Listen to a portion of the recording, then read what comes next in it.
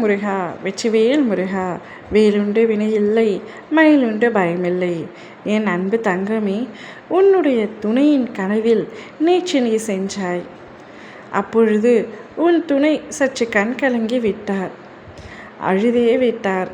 அந்த இரவிலும் கூட அவருக்கு உன் மீது இணை பிரியாத அன்பு இருக்கு என்று நான் சொல்லும் பொழுது அப்படியெல்லாம் இல்லை. அவர் ஆணவம் பிடித்தவர், திமிரு பிடித்தவர், என் மீது சற்றும் கூட அன்பு இல்லாதவர். மற்றவர்களின் சொல் பேச்சை கேட்டுக்கொண்டு சொந்த புத்தியும் இல்லாமல் சுய புத்தியும் இல்லாமல் மற்றவர்களின் பேச்சை கேட்டு நடந்து கொண்டிருப்பவர் என்று அவரை பற்றி நீ தவறாகவே புரிந்து கொண்டிருக்கின்றாய் இன்று வரை.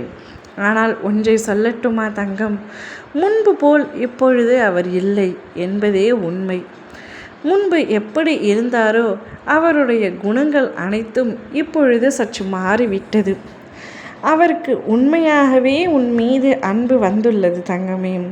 நீ அருகில் இருக்கும் பொழுது உன்னுடைய அன்பும் உன்னுடைய உண்மையான நற்குணமும் புரியாத உன்னுடைய துணைக்கு இப்பொழுது பிரிவின் போது புரிந்திருக்கின்றது.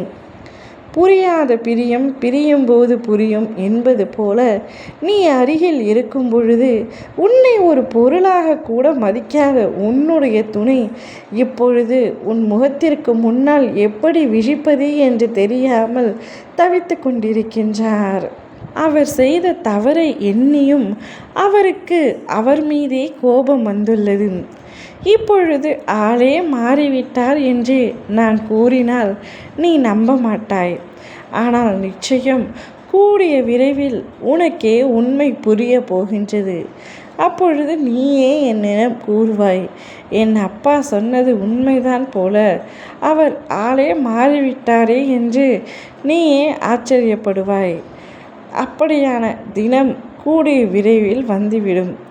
இப்பொழுது பிரிந்திருந்த உன்னுடைய துணைக்கு உன்னை பார்க்க வேண்டும், உன்னிடம் பேச வேண்டும் என்கின்ற பல ஆசைகள் இருந்தாலும் அவர் எப்படி உன் முன்னே வந்து நிற்பது என்று தெரியாமல் தயக்கம் காட்டிக் கொண்டிருக்கின்றார்.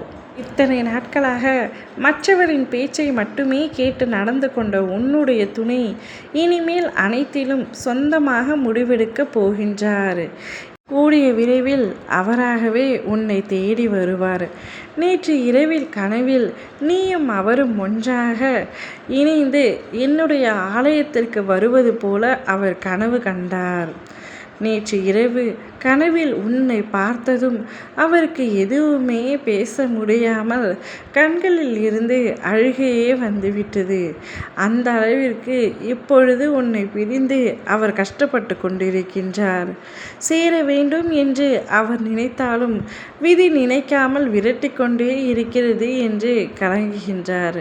கவலை கொள்ளாதே, அவராகவே நிச்சயம் உன் வீடு தேடி வந்து உன்னை மன்னிப்பு கேட்டு உன்னை அழைத்து செல்வார். ஓம் முருகா வெற்றிவேல் முருகா.